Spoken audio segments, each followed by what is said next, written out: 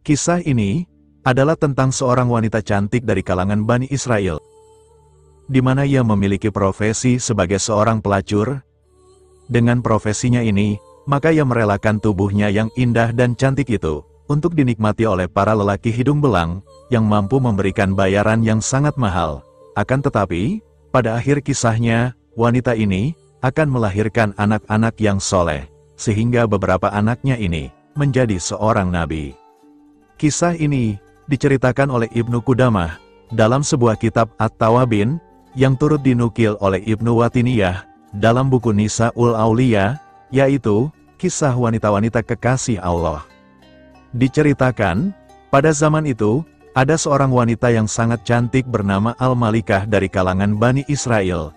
Akan tetapi, wanita ini dikenal sebagai wanita nakal, yang kesehariannya selalu menggoda laki-laki dengan bermodalkan kecantikan dan kemolekan tubuh yang dimilikinya.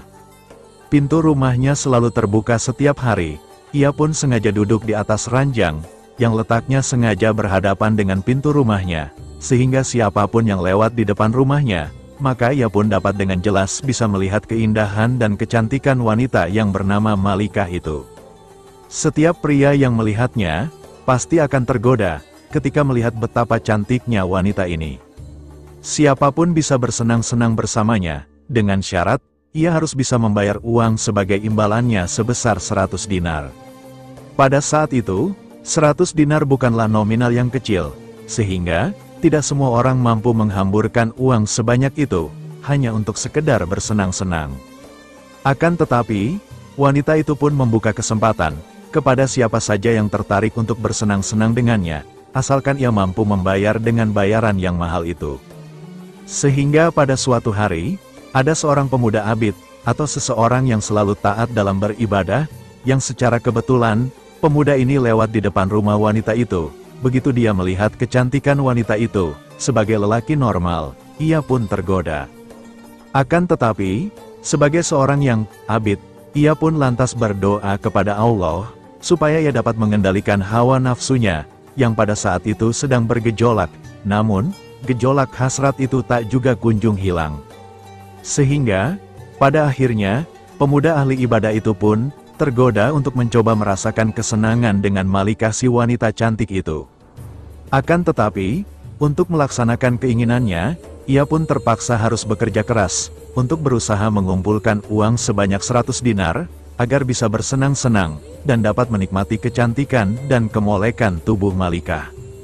Bahkan, untuk bisa melaksanakan hasratnya, ia pun sampai menjual semua perabotan rumahnya, dan semua barang yang ia miliki, sampai benar-benar terkumpul sesuai dengan jumlah yang harus dibayarkan kepada Malikah. Setelah uangnya terkumpul, ia pun segera bergegas pergi ke rumah Malikah, dan menyerahkan uangnya kepada pegawai Malikah. Malikah pun lantas menyiapkan waktu khusus, dan menjadwalkannya, karena untuk bisa bersenang-senang dengan Malikah, haruslah dijadwalkan terlebih dahulu, dikarenakan banyaknya lelaki yang mengantri untuk menikmati kesenangan bersamanya. Setelah tiba pada waktu yang telah ditentukan, pemuda ahli ibadah itu pun segera menemui Malikah. Sedangkan Malikah ternyata sudah menyiapkan segalanya. Ia telah berdandan, sehingga tampak lebih cantik dari biasanya. Setelah mempersilahkan masuk kepada si pemuda, lantas ia pun duduk di atas ranjang. Si pemuda itu pun berkata, "Sesungguhnya, kecantikanmu telah memikatku, sehingga selama ini aku bekerja keras untuk mendapatkan 100 dinar, agar aku bisa mendapatkanmu." Tak lama kemudian, si pemuda yang telah tergoda ini, segera mengulurkan tangannya. Namun, ketika itu Allah Subhanahu wa Ta'ala, segera menurunkan rahmatnya, berkat ketekunan dalam beribadah serta tobatnya, yang selalu dilakukan oleh pemuda itu.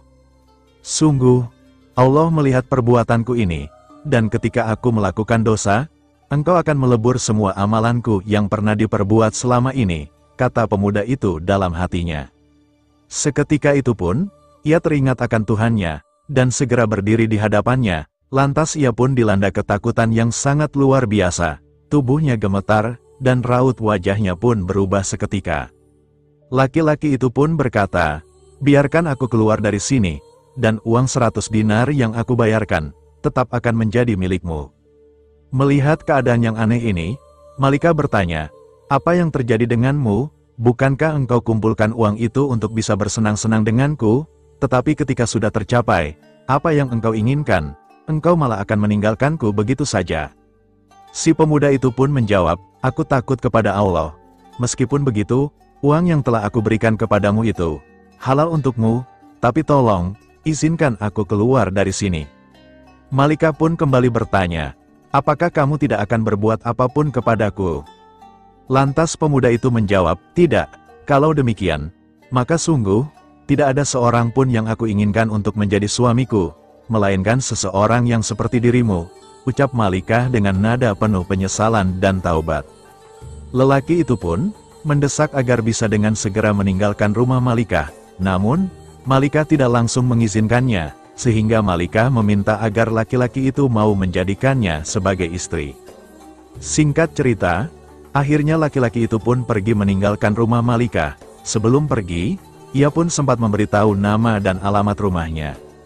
Semenjak ditinggal oleh pemuda ahli ibadah itu, si wanita itu pun diselimuti rasa takut, karena ia seolah mendapatkan berkah dari sang pemuda. Ia berkata dalam hatinya, "Ini adalah dosa yang pertama kali yang dilakukan oleh lelaki itu." Akan tetapi ia sangat merasa takut, sedangkan aku telah melakukan dosa ini selama bertahun-tahun. Sementara Tuhan yang ditaatinya adalah Tuhanku juga, dan seharusnya rasa takutku ini melebihi rasa takutnya dia. Malika pun lantas menangis dan bertaubat. Ia pun bertekad untuk tidak melanjutkan profesinya sebagai pelacur. Hingga pada suatu ketika, ia memutuskan untuk menemui lelaki yang pernah membuatnya berubah.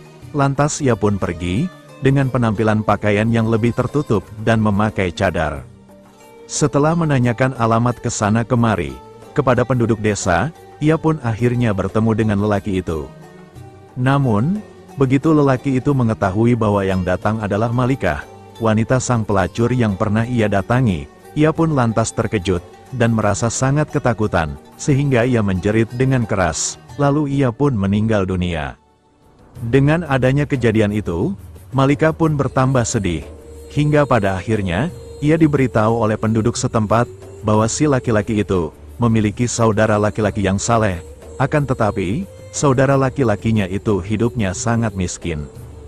Singkat cerita, Malika yang dulunya pelacur itu, akhirnya menemui saudara laki-lakinya si pemuda yang tadi meninggal. Karena kecintaannya kepada saudaranya yang telah membuat ia berubah, maka lantas ia pun meminta laki-laki yang miskin itu untuk menikahinya. Dan pada akhirnya keduanya pun segera menikah, hingga melahirkan beberapa anak yang soleh. Kemudian dikisahkan, di antara keturunannya yang soleh itu, terdapat 7 orang anak yang menjadi nabi dari kalangan Bani Israel. Demikianlah, semoga kisah ini bisa bermanfaat, dan kita bisa mengambil hikmah dari cerita ini.